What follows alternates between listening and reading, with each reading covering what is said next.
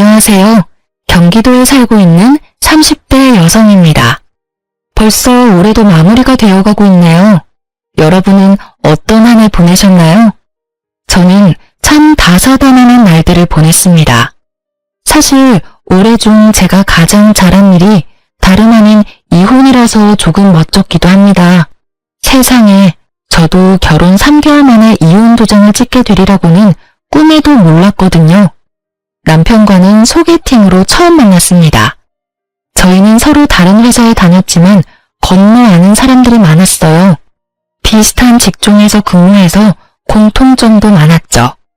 주변에는 이미 다 결혼했고 연애도 안 하는 솔로는 얼마 남지 않아서 주변에서 더 저희를 이어주려고 서모았어요. 남편과 저는 서로 하는 일도 생활 방식도 다 비슷해서 평범하게 탈 없이 잘 만났습니다. 다만 저희는 처음 시작하는 연인의 설렘 같은 건 없었습니다. 그래도 편안한 만남 자체는 너무 좋았고 자연스럽게 결혼까지 흘러갔어요. 뭘 하든 혼자 하는 게 익숙했는데 옆에 짝꿍이 있으니 든든하더군요. 오랜만에 느끼는 안정감이 좋았습니다. 결혼 준비하면서는 딱 한 번 다툰 적 있는데 다들 참고 결혼하는 줄 알고 저도 참았어요. 그런데 그때 한번 삐끗거릴 때 진작 결혼을 관뒀어야 했나 봐요. 예비신랑과 저는 비혼주의였어요.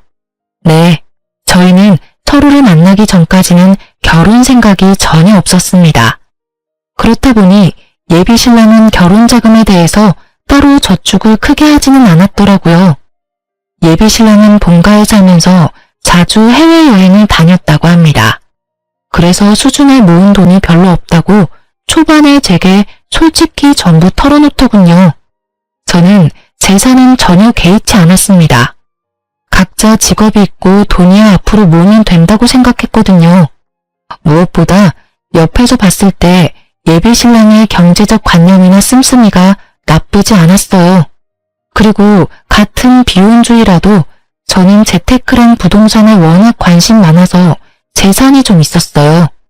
부부 중에 한 명이라도 제대로 자리 잡혀 있어도 저는 괜찮다는 주의였습니다.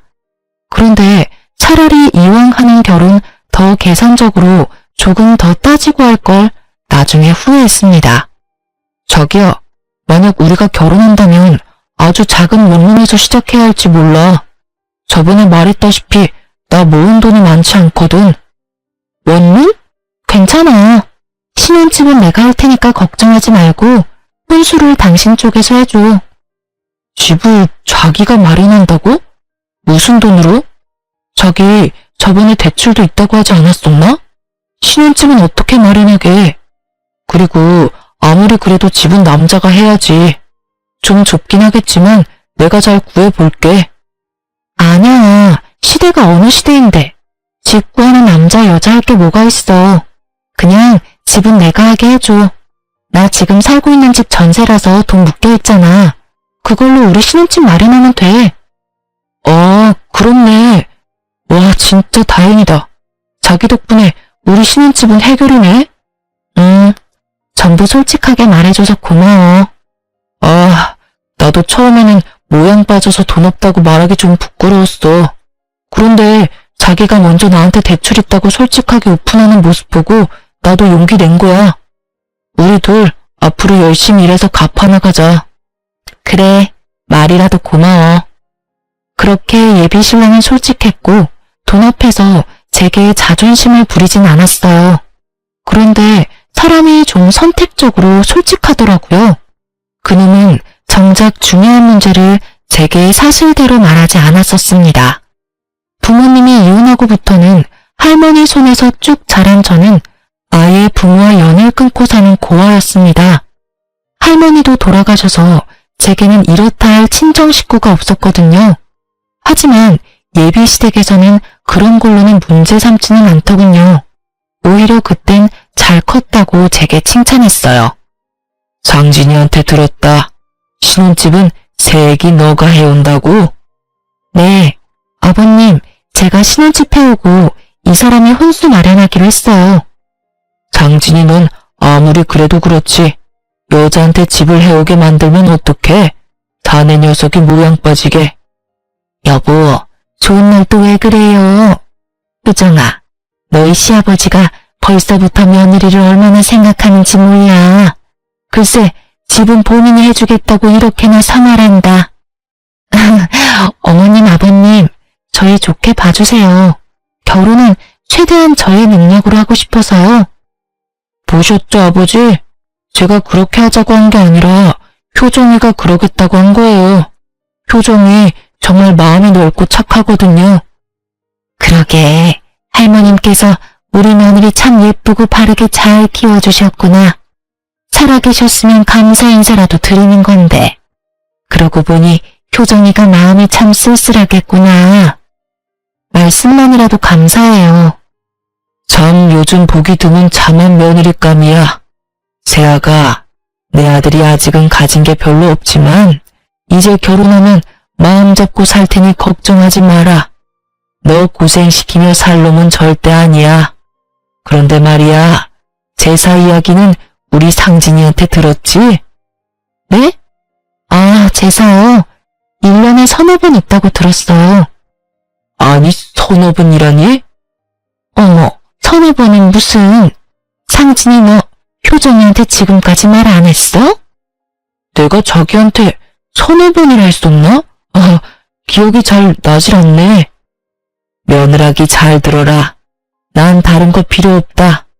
우리 집은 1년에 자그마치 제사가 10번이야. 네가 이제부터 시어머니 옆에 붙어서 그것만 잘 배우고 도우면 된다. 그럼 더 바랄 것도 없어. 1년에 10번이요? 그는 분명 제게 제사가 서너 번 있다고 말했었는데 알고 보니 10번이 넘더군요. 서너 번은 어떻게 잘 넘길 수 있다지만요. 맞벌이 하면서 10번씩이나 제사에 제가 참여해야 한다는 사실에 처음엔 머리가 어질했습니다.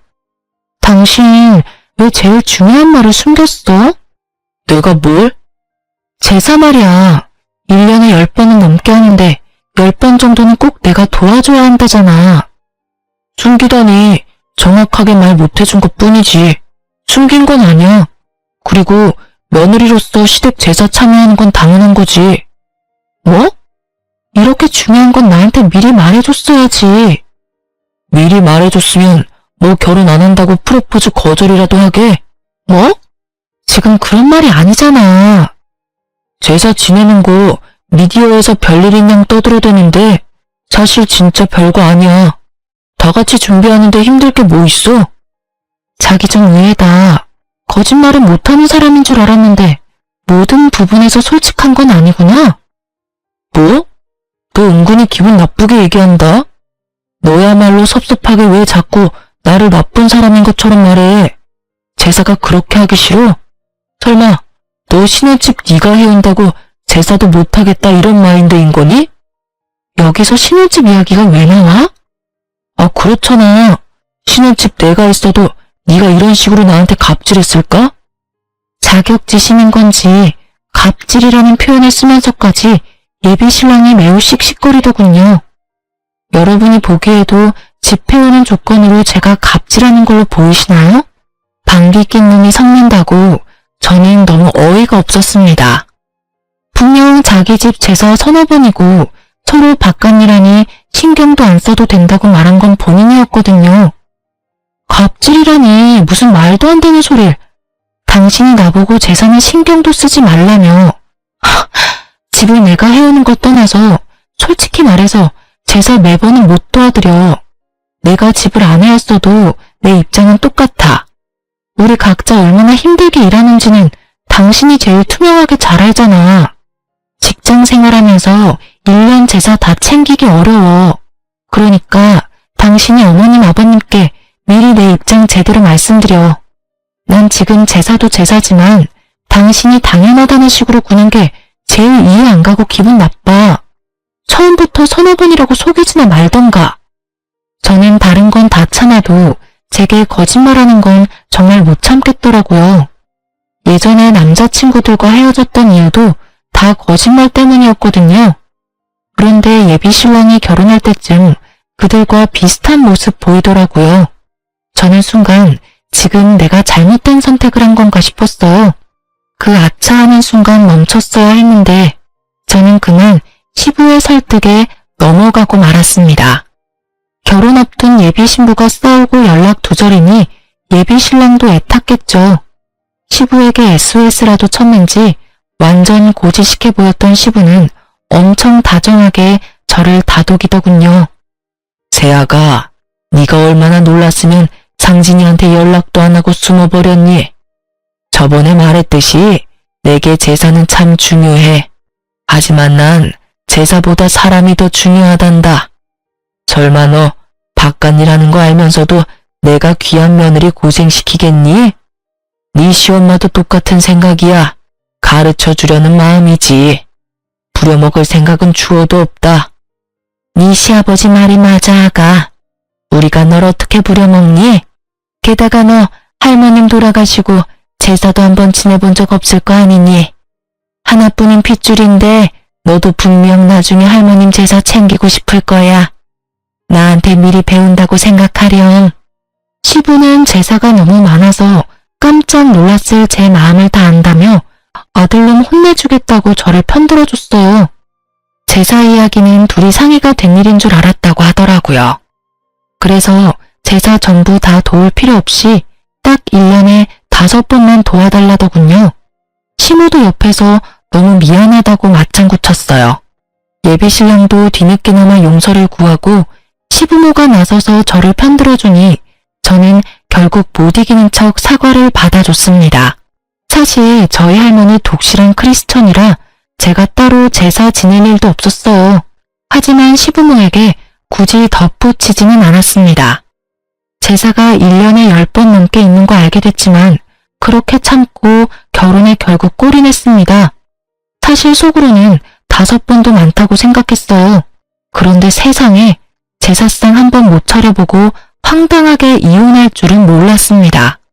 그래도 제사 문제가 금방 잊힐 만큼 결혼 생활 초반은 아무 일 없이 잘 지냈습니다. 남편은 결혼하고 나니까 확실히 연애 때보다 더 살뜰히 제게 잘해주더군요. 아침엔 출근하느라 둘 다 바쁜데 남편은 꼭 저보다 먼저 일어나서 아침 식사를 준비했습니다. 평소에 제가 제일 약한 부분이 잠이에요. 그래서 혼자 살 때는 따로 아침 식사를 챙겨 먹지도 않았습니다. 그런데 남편 덕분에 몇 달 아침 챙겨 먹으니 속이 든든하고 따뜻해서 고맙더라고요. 여보, 일어나.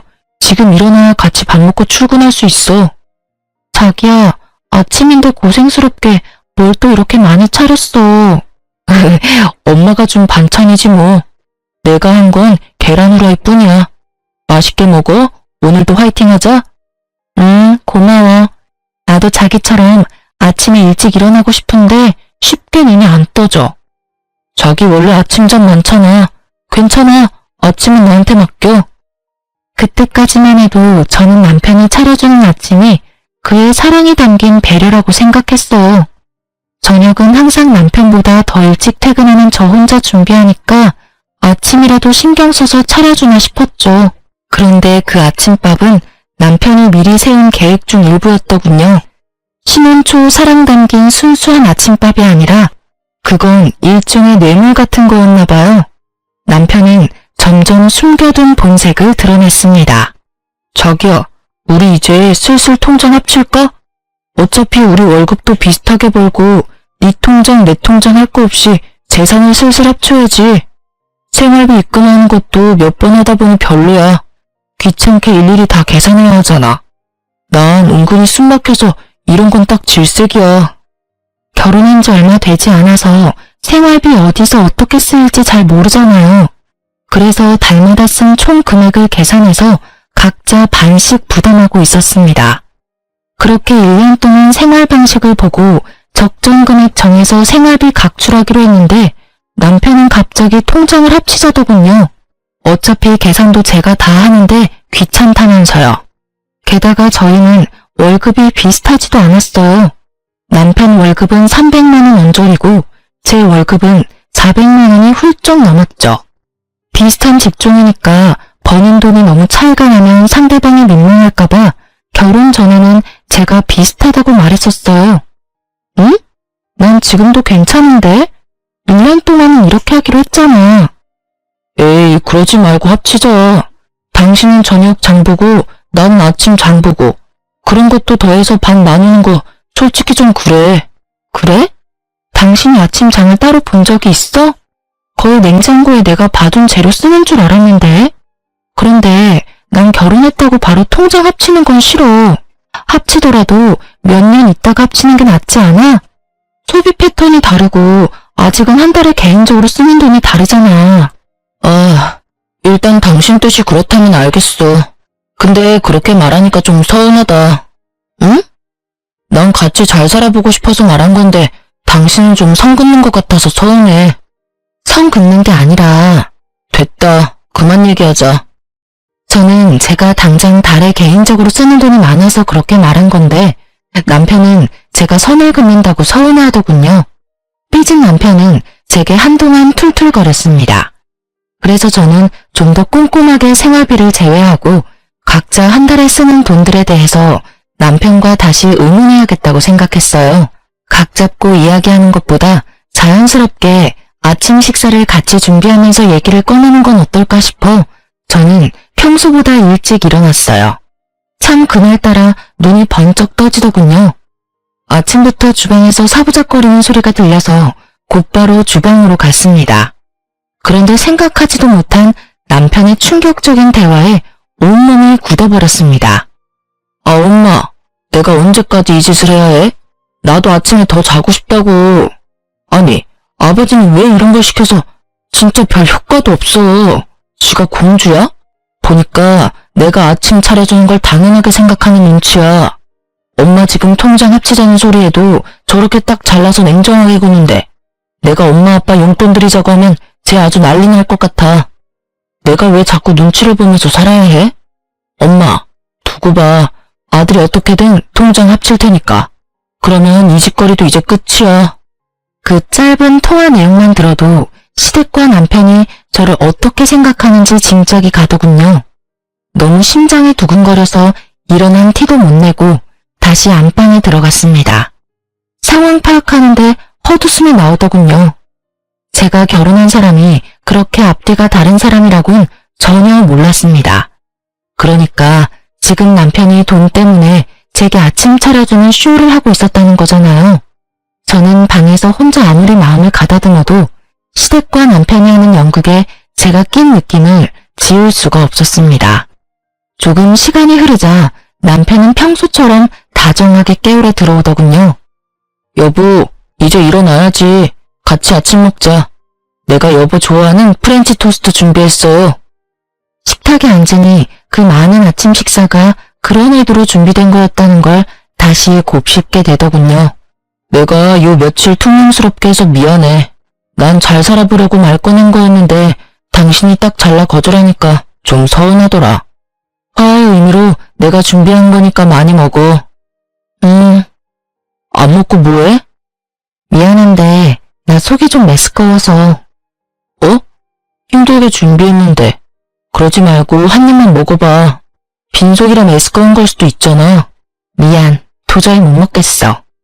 아씨, 준비한 성의가 있는데 그래도 먹는 신용이라도 좀 할 수 있잖아. 아씨? 지금 내가 속이 안 좋다는데 당신은 억지로라도 이걸 먹이고 싶어?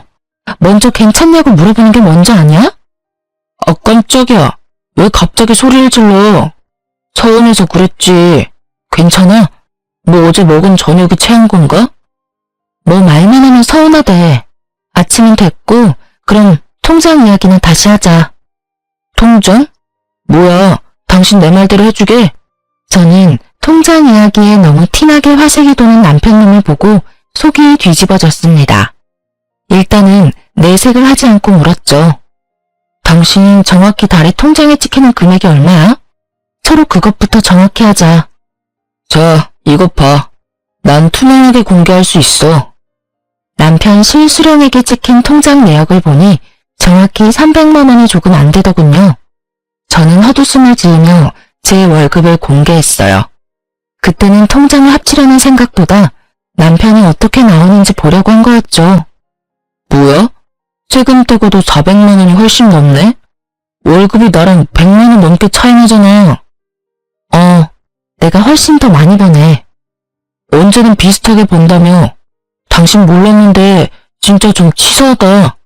훨씬 많이 벌면서 왜 지금까지 숨겼어? 생활비 반반씩 하는 게 맞아? 더 많이 버는 사람이 더 내야지. 가만 보니 당신 논리 참 웃긴다. 집도 내가 해왔는데 생활비도 내가 더 내라? 또 집 이야기야? 나도 혼수 마련해 왔잖아. 생각해보니까 내가 집 해왔으니까 큰 소리 쳐도 내가 더 치는 게 맞지 않나? 오늘 진짜 왜 이래? 몸이 많이 안 좋아? 그냥 이 얘긴 다음에 하자. 왜? 지금 이야기 마무리해. 이렇게 화를 내고 소리를 지르는데 내가 이야기를 어떻게 꺼내? 내가 화내니까 차마 아버님 어머님 용돈 드리자는 말이 입 밖으로 안 나와? 뭐? 아까 어머님이랑 통화하는 소리 들었어. 왜 엿듣고 그래? 네. 내 집에서 당신 통화 엿들어 미안하네요. 그러지 말고 솔직하게 말해봐. 당신 원하는 대로 내가 해줄지 안 해줄지 어떻게 알아? 정말 내가 원하는 대로 해줄 거야? 그럼 이왕 이렇게 된 거 내가 솔직하게 다 말할게. 내 월급이랑 당신 월급 합치면 도합 700만 원이 넘잖아. 근데 우린 집도 있고 아이 계획도 없어. 게다가 당신은 모실 친정 식구도 없지만 난 우리 부모님 멀쩡히 살아계셔. 모시지는 못해도 용돈은 응당 드려야 한다 생각해. 그래서 계속 말해. 우리가 엄마 아빠한테 못해도 200만 원씩은 용돈으로 챙겨드리자. 몇십만 원도 아니고 200만 원? 우리한테 어려운 금액 아니잖아. 어디가 아프신 것도 아닌데 왜 200만 원씩이나 드려야 해? 당신은 부모님 없어서 모르겠지만 이 금액 지극히 일반적인 거야. 무슨 말도 안 되는 소리 하지 마. 200만 원씩 달마다 드리면 당신이랑 내 노후는 누가 책임져 주는데? 겉 더럽게 계산적으로 구네. 우리 부모님 돌아가시면 단 얼마라도 남겨주시겠지. 못해. 당신이랑 달리 난 대출도 있어. 이자 내리면 빠듯하고 힘들어. 그러니까 통장 합치자고 했잖아. 안 된다고 할 거면 애초에 왜 사람 기대하게 만들어? 통장 합친다고 뭐가 달라져?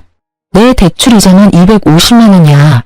이자가 당신 월급이랑 거의 엇비슷한데 무슨 용돈은 200만 원씩 드려. 난 절대 못 드려. 뭐? 잠시만. 방금 뭐라고 한 거야? 이자가 얼마라고? 250만 원이라고. 근데 이 여자가 미쳤나? 뭘 했길래 대출이자만 250만 원이야? 당신 대출 얼마나 있는 거야 지금? 9억 정도 있어. 너 돌았구나? 당신 미쳤어? 남편은 이자와 대출 금액을 듣더니 제 뺨을 사정없이 날려버리더군요. 아직도 그때의 눈빛이 잊히지 않아요. 어딜 쓴다고 대출이 그렇게 있는지 물어보지도 않고 제게 손찌검을 했습니다. 개거품 물면서 살림 다 부수려고 하던 남편은 지가 산 혼수니까 차마 아무것도 손대지 못하더군요. 뺨도 맞고 그 찌질함을 계속 지켜보는데 정신이 확 들더라고요. 이건 명백히 사기 결혼이야. 어디 감히 그 큰 대출을 숨기고 결혼할 생각을 해? 너 겉으로는 멀쩡해 보였는데 완전 속빈 강정이었구나. 그 나이까지 결혼 못한 이유가 따로 있었어. 우리 부모님 너 고아인데도 결혼 허락해줬어. 근데 이렇게 뒤통수를 쳐? 너야말로 지금 대출받은 이유도 정확히 모르면서 사람 뺨을 쳐. 이 정신 나간 여자야. 네가 왜 대출이 9억이나 있는지 난 하나도 궁금하지가 않아. 그동안 내가 해먹인 아침이 아깝다. 진짜 양심도 없지. 언제까지 속이려 했어? 넌 겨우 뺨 한 대 맞은 걸로 고맙게 생각해. 생각 같아서는 확... 아휴, 됐어. 어차피 이혼할 건데 뭘 더 말해. 제가 정말 어이가 없고 억울했던 건요. 저는 사치하거나 투자를 잘못해서 9억이나 빚진 게 아니었어요. 5년 전에 무리해서 땅을 사기는 했지만 건물을 지어 올려서 현재 공시지가로 계산하면 30억이 넘거든요. 건물 소유한 거 소문나봤자 좋을 거 없다는 걸 알아서 주변 지인도 전혀 몰라요. 결혼해서도 건물 이야기는 될 수 있으면 말하지 않았죠. 저는 결혼했다고 해서 나 건물 있어 하고 바로 밝힐 필요는 없다고 생각했거든요. 대출은 당연히 마이너스니까 밝혀야 한다고 생각했고요. 지금 생각해보니 정말 잘한 선택이었어요. 이렇게 구린 놈인 줄 몰랐으니까요. 사실 건물 월세만 대충 계산해도 1,000만 원이 넘게 들어와서 저 한 달 대출 이자에 대해선 전혀 부담이 없습니다. 하지만 남편과 시댁이 꼭 제게 맡겨놓은 돈을 내놓으라는 식이니 절대 돈 주고 싶지 않았어요. 그리고 저를 두고 그들끼리 은은한 계획을 세웠다는 게 매우 기분 나빴습니다. 그런데 남편님은 이런 실정을 다 모르고 개거품 물면서 제 뺨부터 올려붙인 거죠. 저는 남편님이 뛰쳐나가고 시부모에게 곧바로 전화했습니다. 남편이 내 뺨을 때렸다고 말했으나 시부는 이유도 묻지 않고 참으라 하더라고요. 아버님, 저 그이한테 뺨 맞았어요. 저희 아무래도 이혼할 것 같습니다. 뭐? 내 아들이 너한테 손찌검했다고? 뭐 그럴 만한 이유가 있었겠지. 근데 뺨 한 번 맞은 게 뭐 대수냐? 내가 살아있는 한 내 아들 이혼남 되는 거 난 죽어도 못 본다. 아가, 네가 한 번만 참아라. 남자들 손버릇은 안 사람의 행동을 어떻게 하냐에 따라서 달라진다. 그동안 내 아들이 너 아침 해먹이고 살뜰히 챙긴 걸로 난 알고 있는데 갑자기 뺨 때렸으면 이유는 너한테 있겠지. 네? 정말 너무하시네요. 뺨 맞은 이유가 저한테 있는지 아버님이 어떻게 아세요? 그리고 아무리 잘못했더라도 폭력 쓰는 게 맞는 일인가요? 일단 내가 상진이랑 이야기 나눠볼 테니 며느리 너는 그냥 조용히 있어라. 세상 천지 핏줄 없는 네가 옆에 남편이라도 있어야지. 이건 내 아들을 위한 일이기도 하지만 다 너를 위한 일이기도 하다. 그러니 매정하다 생각하지 마라. 끊는다. 그래도 며느리라고 다정하게 대해준 시부를 조금은 믿었습니다. 하지만 그 아들의 그 아버지라고 둘 다 어리석기는 하더라고요. 시부는 자기 아들 이혼만 만들 수는 없다면서 제게 역정을 냈습니다. 역시 팔은 안으로 굽는다는 걸 그 기회로 제대로 알게 됐습니다. 시부모와 남편 자기들끼리 가족이고 저는 그들에게 이방인이었을 뿐이었죠. 그렇게 집 나간 남편놈은 하루 만에 제게 이혼 서류를 내밀더라고요. 소송으로 가면 번잡하니까 합의이혼으로 마무리 지어. 도장 찍어. 합의이혼? 그래, 바라던 바네. 순순히 이혼해준다니까 더 놀랍다. 너 9억 대출 있는 거 설마 이혼하고 나서 나한테 조금이라도 책임 넘기려는 건 아니지? 뭐? 혹시나 해서 이혼한 친구님한테 내가 물어봤어. 잘못하면 내가 네 빚까지 갚아야 할 수도 있다더라. 그러니까 네 재산 한 푼도 나한테 넘어오지 않도록 재산 분할 포기각 썼어. 내가 이런 것도 안 알아봤을까봐? 남편놈은 자기 복 자기가 찬 줄도 모르고 제게 각서까지 쓰게 하더군요.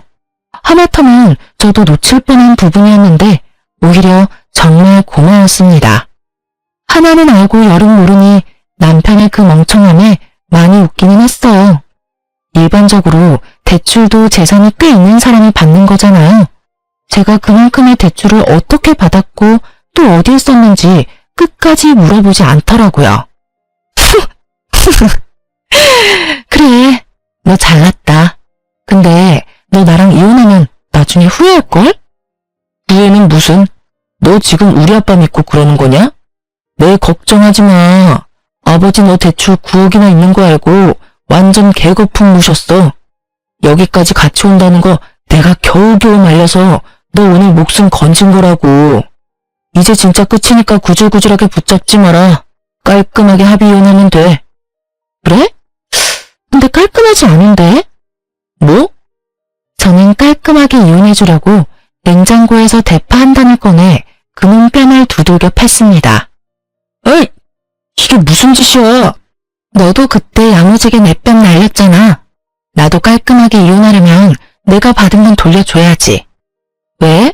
합의 이혼 말고 그냥 소송으로 가고 싶어? 내가 똥이 무서워서 피하냐? 됐다. 더러워서 피하고 말지. 그 대화를 끝으로 저는 한 달여 만에 그 머저리랑 이혼했습니다. 그놈이 원하는 대로 각서도 써줬어요. 서로가 원하는 이혼이었기에 이혼 조정 기간도 무리 없이 끝났고 이혼은 확정됐습니다. 결혼하기까지는 정말 시간 걸리던데 이혼은 마음먹으니 엄청 쉽더라고요. 드디어 등본에 전 남편 이름이 삭제되어 저는 혼자 파티를 열었답니다. 다행히 이혼 과정 중에 전 시부모랑도 제가 마주할 일은 없었습니다. 혹시라도 제가 금전적으로 들러붙을까봐 이혼까지 연락 한 통 없었던 것 같아요. 오히려 감사했죠. 그 사람들이 저한테 들러붙을까봐 저도 조마조마했거든요. 저는 바로 신혼집은 세놓고 제 건물 근처 오피스텔로 이사했습니다. 주말에는 왔다 갔다 하며 건물 한번 보고 항상 1층 분식집에서 점심을 간단히 해결했어요. 그런데 진짜 세상에 소름 돋게도 이혼하고 일주일 뒤 제 건물에서 시부랑 딱 마주쳤습니다. 저도 그렇게 마주칠 거라고는 상상도 못했어요. 제가 기존 건물 청소 용역 업체의 계약이 다 끝나서 고심해서 새로운 업체를 구했거든요. 첫날이라 업체 사람들이랑 얼굴도 틀 겸 분식집에서 먼저 밥을 먹고 있었어요. 그런데 하필 그 청소업체에 시부가 속해 있었어요. 김밥 하나 입에 넣자마자 청소하는 시부랑 눈이 딱 마주쳤습니다. 저는 굳이 마주하고 싶지 않아서 못 본 척 고개를 돌렸어요. 모자를 쓰고 있어서 못 알아볼 줄 알았는데 저의 전 시부는 기어코 분식집 안까지 들어와서 저에게 다짜고짜 따지더라고요. 사장님, 앞으로 여기 이 여자한테는 음식 팔지 마쇼. 음식이 아까워. 이 여자가 어떤 여자인 줄 알아요? 내 아들 이혼남 만든 아주 못된 물건이야. 대출 있는 것도 속이고 내 아들이랑 우리 집 말아먹으려고 한 거지라고. 거지를 식당에 들이면 되나? 어이구, 영혼까지 끌어서 대출받아서 도대체 어디에다가 썼냐? 순순히 집해 온다고 했을 때 내가 의심했어야 하는데. 밥 먹고 있는 거 안 보여요, 아저씨? 뭐? 아저씨? 아, 할아버지인가? 좋은 말로 할 때 그냥 곱게 지나가세요. 당신 아들이랑 깔끔하게 이혼도 했는데 왜 이제 와서 제 속사정을 궁금해하세요? 아이고, 이제 눈에 뵈는 게 없는 모양이다 니가. 야, 넌 대출이자 내느라 허리띠 졸라매서 라면이랑 김밥밖에 먹을 게 없지? 네 팔자가 딱 이딴 분식 따위나 처먹을 팔자야. 직업 있고 월급 잘 받으면 뭐해? 빚이 한가득한데. 넌 평생 빚 갚다가 죽을 거다 이거사. 온갖 막말을 퍼부으며 난동 부리는 전 시부에 분식집 사장님이 놀라서 뛰쳐나오더군요. 아니, 누구신데 우리 손님한테 그러세요? 나 여기 건물 청소 용역업체 일하는 땡땡땡이요. 앞으로 자주 보겠네요. 장사 망하기 싫음 손님도 가려가면서 받아요. 그리고 이 여자 먹고 계산 안 하고 그냥 도망갈지도 모르니까 잘 주시하고요. 지금 남의 영업장에서 소란 피우는 게 누군데? 남의 집 귀한 딸한테 뭐라는 거야, 이 영감탱이가? 효정씨, 건물 청소 용역업체 바꿨다더니 웬 정신 나간 할아버지가 왔어요? 효정씨 아는 사람이에요? 워낙 분식집 사장님이랑 친하게 지내서 아주머니가 더 큰 소리로 울음장을 놓자 전 시부는 당황해하더군요. 참나, 아줌마가 이 여자 엄마라도 돼요? 엄마 딸 관계는 아니지만 이분이 보기 드문 착한 건물주네요. 월세도 시세보다 낮게 받으시고 얼마나 좋은 사람인데 당신이 뭐라고 이렇게 막말을 퍼부어대? 그것도 밥 먹고 있는 사람한테. 밥 먹을 때는 개도 안 건드려. 뭐라고요? 이분이 당신 업체 고용한 이 건물 건물주잖아요. 아저씨 겉도 모르고 막말 퍼부었어요? 당신이 말하는 지금 영끌러인가 뭔가 영혼 끌어서 대출받는 요즘 젊은이가 아니라 오래전에 이미 자수성가해서 이렇게 비싼 건물 소유한 멋진 신여성이라고요. 아가, 이게 다 사실이냐? 아가라뇨. 소름 돋으니까 그렇게 부르지 마세요. 그럼 뭐 대출 9억이 은행에 찾아가서 해달라고 하면 그냥 쉽게 빌려주는 줄 알았어요? 하긴 그쪽이 그만한 재산도 없으니 대출 1,000만 원이라도 쉽게 받을 수 있었겠어요? 그런 상황이 없으니 알 리가 있나? 그러니까 당신 아들 포함해서 온 집안이 경제적으로 무지하지. 너 왜 우리한테 건물 있는 거 숨겼냐? 세상에 이런 게 어딨냐? 감히 건물 있는 거 숨기고 재산 한 푼 안 주고 이혼을 해? 네가 건물 있는 거 알았으면 우리 아들이 너랑 이혼할 필요도 없었지. 그럼 내가 여기서 이러고 건물 청소나 하러 다닐 필요도 없고. 하여튼 부전자전이라더니 반응 똑같은 거 웃겨 죽겠네요. 아저씨, 결혼 전에 취득한 재산에는 분할 대상이 아니에요. 그리고 아들이나 아빠나 왜 생판 남의 재산을 탐내냐고요. 심지어 지금은 이혼해서 아주 남이에요. 내가 이건 그냥 두고 못 보지. 네 건물이 우리 아들 건물이나 다름없지. 혼인 사실이 명백히 있는데 이건 사기야. 재산조사 다시 들어가야 해. 뻔뻔하기도 하셔라. 혹시 그건 아시나? 그쪽 아들이 내 대출 조금이라도 갚아달라 할까봐 개거품 물면서 재산 분할 포기각서 쓰자고 한 거 몰라요? 그런 건 또 상의를 안 했나 봐요. 뭐? 그래서 썼냐? 당연하죠. 원하는 대로 써줬는데 뭐 문제 있나요? 안 돼. 아이고, 내 건물. 어머, 저 아저씨가 정말 노망나거나 치매 걸렸나 보네. 남의 건물 보고 자기 건물이라니. 이제 남 식사하는 가게에서 방해 그만하고 나가세요. 그리고 그 업체에서 잘리고 싶지 않으면 지금 당장 내 건물에서 나가요. 알겠어요? 아가, 내가 정말 잘못했다. 우리에게 한 번만 기회를 다오. 잠깐이지만 우리 네 식구 한 가족이었잖아. 보아라고 막말할 땐 언제고, 아가? 진짜 끝까지 소름 돋게 하네. 먼저 나 버린 건 그쪽들 아닌가요? 버려놓고 무슨 가족이래? 너 그렇게 살면 벌 받아. 내가 왜 벌을 받아요? 좋은 게 좋은 거라고. 가진 게 많으면 세상에 베풀면서 살아야지. 내가 내 돈을 어떻게 하든 그쪽이 뭔 상관이야. 당신네한테 줄 돈 한 푼도 없으니까 꺼지세요. 그 사람이 벌 받는다는 소리만 안 했어도 그쯤 했을 텐데 저도 사람인지라 그 말 한마디에 이성의 끈이 딱 끊어지더군요. 전시부는 분식집 사장님이 소금을 뿌리니까 그쯤 하고 사라지더군요. 저는 바로 용역업체 사장한테 전화해서 전시부 이름 대고 그 사람 때문에 계약 파기하고 싶다며 제 입장을 전했습니다. 업체에서는 사과와 함께 계약한 기간은 채우고 싶다 했지만 저는 필요 없다고 했습니다. 한 달치 용역비는 날렸지만 더 이상 전시부와 마주칠 일 따위는 없어서 마음만은 홀가분했습니다. 그 뒤로 뭐 전시모까지 전화가 왔어요.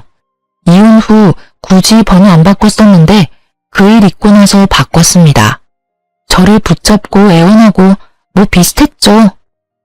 효정아, 난 정말 너희가 이혼하는 게 싫었단다. 하지만 내가 무슨 힘이 있었겠니? 그저 아들과 남편이 하라는 대로 잠자코 있었지. 하지만 내 아들 아직도 여전히 너 많이 그리워해. 후회도 하고 있고 반성도 하고 있단다. 그러니까 아줌마, 저는 돌아갈 일 없고 우리는 모두 이제 남남이고 제발 전화 좀 그만하세요. 그렇게 이혼 안 했어도 난 이혼했을 거거든요. 내가 왜 시부모한테 200만 원씩 용돈을 줘요? 아니 그건 말이다. 아들한테 효도 바라시고 남한테 효도 바라지 마세요. 끊습니다. 제가 해결해야 할 문제는 물론 그것뿐만 아니었죠. 전 남편 놈이랑 저랑 겹치는 지인이 많다고 했었잖아요. 이혼하고 한참 동안 저 빚쟁이라고 주변에 소문을 엄청 더럽게 냈더라고요. 다들 쉬쉬했는데 결국 제 귀에 들어왔어요.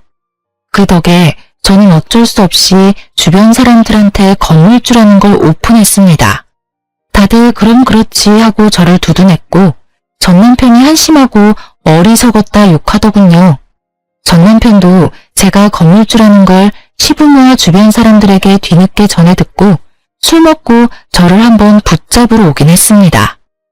여보, 법적으로는 아니지만 아직도 여전히 당신은 나한테 여보야. 내가 얼마나 널 아끼고 사랑해줬니? 근데 넌 왜 그렇게 쉽게 져버려? 내가 아무것도 모르고 이혼하자면 당신이 말려주지 그랬어. 내가 너무 애송이었어. 대출도 자산이라는 거 몰랐어. 효정아, 나 한 번만 봐주라, 응? 엄마 아버지 다 버리고 오라면 그렇게 할게. 난 당신만 있으면 돼. 미친 소리하고 앉아있네. 야, 꼴에 자존심 있어서 맨정신으로는 못 매달리겠지? 술 냄새 풀풀 풍기면서 바짓가랑이 붙잡고 늘어지면 내가 받아줄 거라 생각했어? 이건 또 누구 머리에서 나온 생각이니? 너희 엄마? 아니면 아빠? 너희 가족 이런 계획 잘 짜잖아. 아유, 소름 돋아. 이혼해줘서 다시 한번 정말 고맙다. 비꼬지 말고 내 진심 좀 알아주라. 진심? 그럼 내가 마지막으로 기회 줘볼게. 너 9억 있어? 내 대출 네가 다 갚아주면 네 진심 생각은 해볼게. 뭐? 내가 9억이 어딨어. 당장 9천만 원도 없는데. 그러니까 이 거지야. 그 나이 먹고 땡전 한 푼 없는 너랑 결혼해줬으면 감사합니다 했어야지. 먼저 내 뺨 올려붙인 게 누군데. 그리고 너 내가 모를 줄 알았어? 사람들한테 내 이미지 바닥으로 추락시켜놓고 이렇게 매달리는 거 양심 안 찔려? 추억하다 정말. 추잡스러워 정말. 그게 할 말 없지? 너 한 번만 더 나 찾아오면 너의 집이랑 너 더 더럽게 동네방네 소문내줄 테니까 그렇게 하라. 얼굴 들고 살고 싶으면 똑바로 살라고. 전 남편은 제 바짓가랑이를 잡고 늘어지다가 제가 악에 바친 모습을 보고 놀라서 도망가더군요. 저도 더 독하게 굴어야 더 이상 제게 들러붙지 않는다는 걸 깨달았어요. 그리고 곧바로 접근금지 신청도 했습니다. 혹시 몰라서 전 남편이 제 재산을 노리고 스토킹한다고 경찰에 신고도 당연히 했습니다. 그렇게 다 조치를 취하자 더 이상 그놈과 그 식구들은 제 앞에 모습을 나타내지 않았어요. 그렇게 겨우 질긴 인연 끊어냈습니다. 주변에 안 좋게 났던 제 소문들도 잠잠해지고 역으로 전 남편의 평판이 안 좋아지더군요. 다 자업자득이라 생각합니다. 시부는 그 청소 용역업체에서 바로 잘렸다고 합니다. 남한테 눈물나게 했으니 본인도 피눈물 흘리셔야죠. 여러분, 만약 제게 그렇다 할 가족이 있었으면 그 인간들이 제게 함부로 안 했을까요? 만일 제가 대출이 없었다면, 그리고 건물이 있다는 걸 미리 알게 되었다면 생활비 200만 원이 아니라 저희 건물 월세를 자기들 달라고 할 게 분명해 보였어요. 전 시부모는 애 안 낳아도 상관없다더니 본인들 부양하기를 바랬던 거예요. 전 남편 역시 대리 효도를 바랬고요. 지금 생각해보니 잘못된 결혼 빠르게 이혼할 수 있었던 것도 다 하늘에서 저희 할머니가 도와주신 게 아닌가 싶습니다.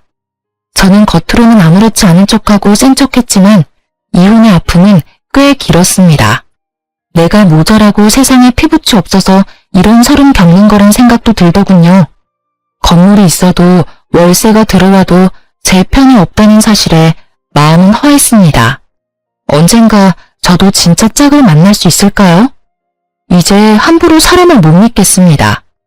물론 세상에 이런 사람들만 존재하지 않는다는 거 잘 알고 있어요. 하지만 지금까지 어떻게 씩씩하게 살아왔나 싶을 정도로 앞으로 살 날이 조금 두렵기는 하네요. 저는 현재 휴직계를 내고 잠시 쉬고 있습니다. 몸 건강도 마음 건강도 회복해서 얼른 밝은 모습 되찾으려고요. 여러분께서 응원해 주신다면 그 힘 감사히 받겠습니다. 그럼 지금까지 제 긴 사연 함께 들어주셔서 정말 감사합니다.